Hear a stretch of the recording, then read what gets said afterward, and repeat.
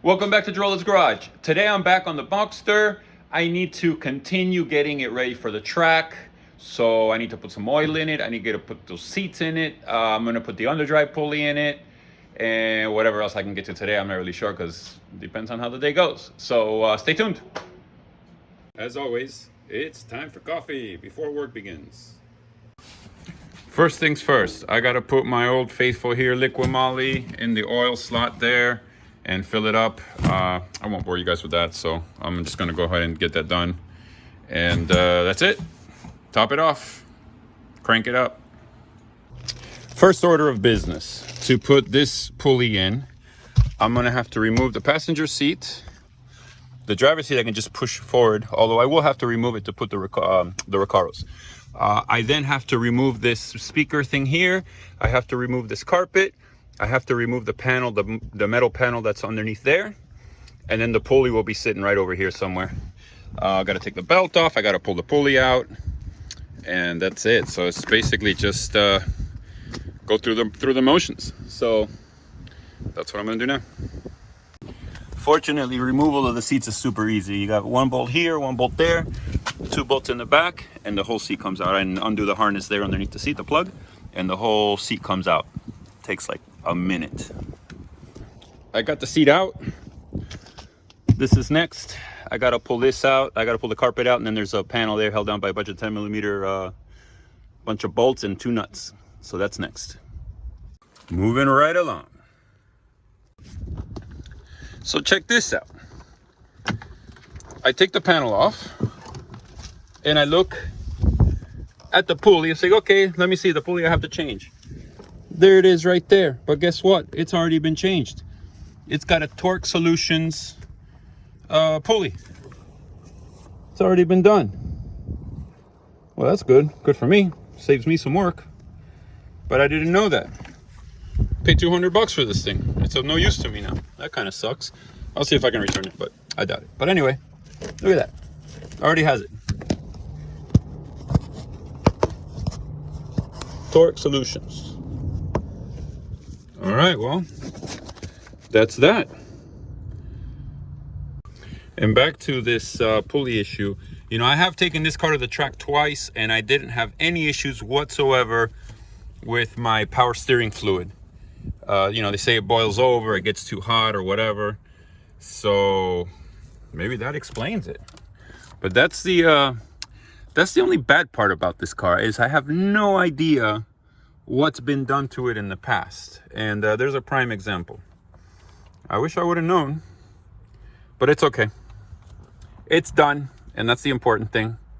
Now I can move on to other things, such as getting the harness put in, both harnesses put in here, and getting the seats, the buckets. So I'm gonna go pull them off the shelf now and get them ready to go. Excellent, all back together. The only thing I have to fix is this thing's got a crack in it, and I just realized that.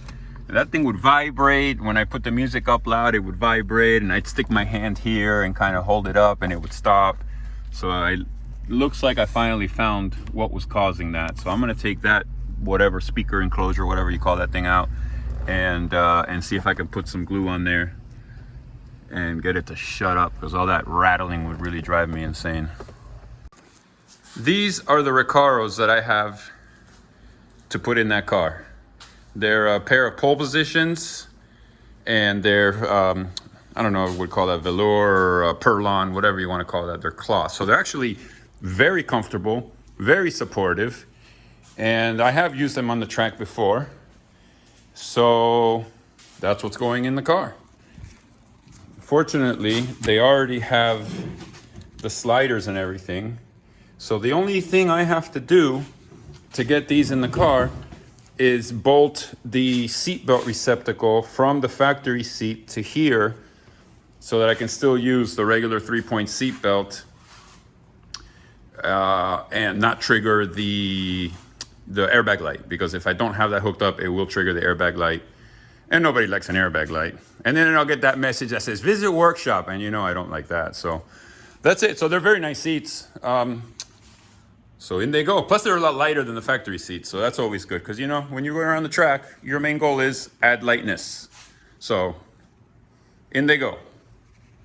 But first, before I put them in the car, I'm gonna have to put the harnesses here, the sub whatever you call that, the sub straps here and here, because once the seats are in the car, it's gonna be pretty much impossible. So that's what I'm going to do. I ran into a little problem here. If I put the harness on the same bolt as the seat belt, it like binds up, you know what I mean? It gets caught up and stuff. So I had to drill another hole for the seatbelt receptacle, so that should work just fine. Although I did notice I just put it in backwards, so I gotta take this out, flip it around and put it back. But at least the harness is in, the seatbelt is in, so I should be good to go. We got one seat in. I would say that looks pretty good. Harness looks good. I already adjusted it to fit me, so I'm happy about that. Funny thing is, these Recaros, even though they're, you know, bucket seats and all that, they're so much more comfortable than the original seats. So I may even just leave them in there full time, but I'm not sure yet. Anyway, so now I got to get to that other seat. I don't know why, but these seats are always give me a lot of work anytime. And these are supposed to be plug and play, because I took these seats personally out of a 996 GT3 that I used to have. They should have been plug and play, but I don't know why. They fight me. They always fight me. But that's okay. On to the next one. This is the passenger seat here. I am also going to have to drill a hole here for the seat belt, like I had to do with the other seat. But otherwise, it should be pretty simple. Let's see, now I already did it once. Hopefully this one will go without much of a fight. Here's hoping. Okay, seatbelt on, bolt in, harness in. I just gotta hook up this little guy here to the harness on the car so that I don't get an airbag light, and I'm good to go. Alrighty. So check that out. Wait, let me open the door. Man, that was a lot of work. A lot more than I was expecting. But I think it came out awesome. I put the top down just so it'd be easier to see it. But harnesses are in, seats are in, everything's bolted down. Everything is where it's supposed to be. So I think they look kind of cool too. And they're super comfortable. I don't know why even though they're bucket seats, I find them to be very comfortable. So, all right, so I strapped them down to the factory roll bar. A lot of people put an extension roll bar. I think Recaros sells an extension roll bar, but I just put them on the factory roll bar and then on the hooks here. So that's it. I still have my regular seat belt for street driving. These will go behind the seats, you know, when not in use. Those will go underneath the cushions, so they will be completely out of the way. I'm happy. Right, Piggy? We're going to the track? Next step is going to have to be these wheels. I do like the wheels. This one keeps going flat, but most definitely they are not track tires, so they'll have to get replaced. I have the BBSs over there, so I think that's going to be the next step. I'm going to get those down and put them on the car. And those have tires that are good for track. They have the Bridgestone RE71Rs. So I like the way these look on the car, but the BBS looks so much better. So I'm going to grab those now and put them on the car and show you guys what it looks like. I got them down from the rack. I had shown you guys before. They were up on the shelf there, up on the hanging. That car looks so much better with these wheels. Don't you think, Piggy? Huh? Damn dog. He doesn't care.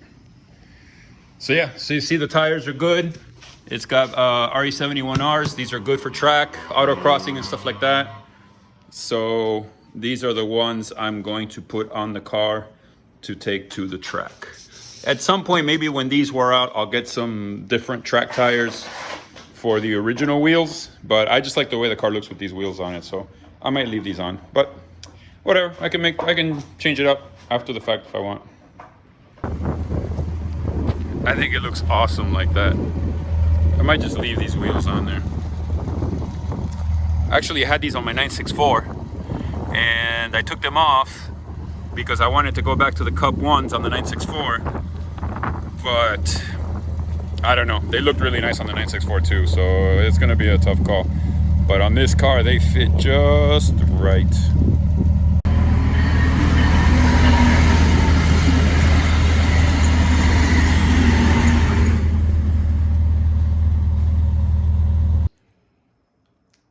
After I put the wheels on, the BBSs, I was driving the car around the block and I noticed that there was a clunk, you know, when I let off the gas or, you know, push the clutch in or anything like that. So I'm checking now to see what it is, and it's the front mount, the motor mount on the front is shot. I mean, it's wasted. I'll see if I can get in there with the camera and show you guys.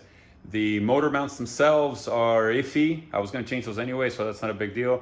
But the transmission mount, or not the transmission mount, that front mount, I was not expecting to change. I didn't know it was bad. So I'm going to have to see if I can get another one in time. If not, then I guess it's just not, I'm not going to be able to take that car to the track. But I'm going to see if I can show you guys now what I'm talking about. But it's pretty bad. It looks like it's pretty much torn up, and I don't know, there's no saving that one. So hopefully I can get another one in the next day or two and I can swap it out. Changing it doesn't seem like it's a big deal. The issue is going to be getting it. So let me see. Let's see what I can work out here. Okay, so if you can see, take a look right there, right where the pry bar is, right there. So watch this. Watch what happens. You see that? It's no bueno. Yeah, that mount's got to go. I can't take the car to the track like that. I'm gonna be clunking and it's not gonna be good. So I have to get that resolved. All right, so that's gonna do it for today. I'm a little bummed out about that mount. I wasn't expecting it, and I hope I can get another one. So once I have the other mount in my hands, it's not really a big deal. I can get it changed out. I got a press, so I can just press the old one out, put the new one on, put everything back. It doesn't look like it's anything complicated, but with the supply chain issues we've been having lately, that's the only thing that's kind of worrying me. Otherwise, I mean, worst case scenario, it's not a big deal. I don't take this one to the track. Actually, but now that I'm thinking about it, I should have looked into that before, because when I was at Homestead a couple weekends ago, I did notice some clunking every once in a while. I wasn't doing it too much, but every here and there it would clunk. But today when I went around the block, it was just clunking pretty bad. So it just tells me it's gotten a lot worse and it's time to change it. I showed you guys how, I mean, it's ripped. I mean, it's shot. So I can't go to the track like that. So, you know, worst case, whatever. Listen, I still have the 996. This car is ready to go to the track at any given moment. So, you know, listen, it's not the worst thing, you know, take a 996 GT3 to the track, you know, so whatever, it is what it is. So I'll be back hopefully maybe tomorrow if I can get the part on this car. If I cannot get that mount, then there's no point in hurrying up with this car. I was trying to get it done in time, but if I can't get that mount, then it's no big deal. I'll start working on the 996, the convertible, or maybe even I'll have to give the 996 the GT3 a look over. I think it's fine. I think I changed the oil. I haven't really I've maybe driven it a couple of times since I changed the oil, so that oil might have 100 miles on it, and that should be it. So that's it. So I appreciate you guys watching. Please like, please subscribe, leave me any comments if you want to see anything else. Someone asked me for a video on my 964.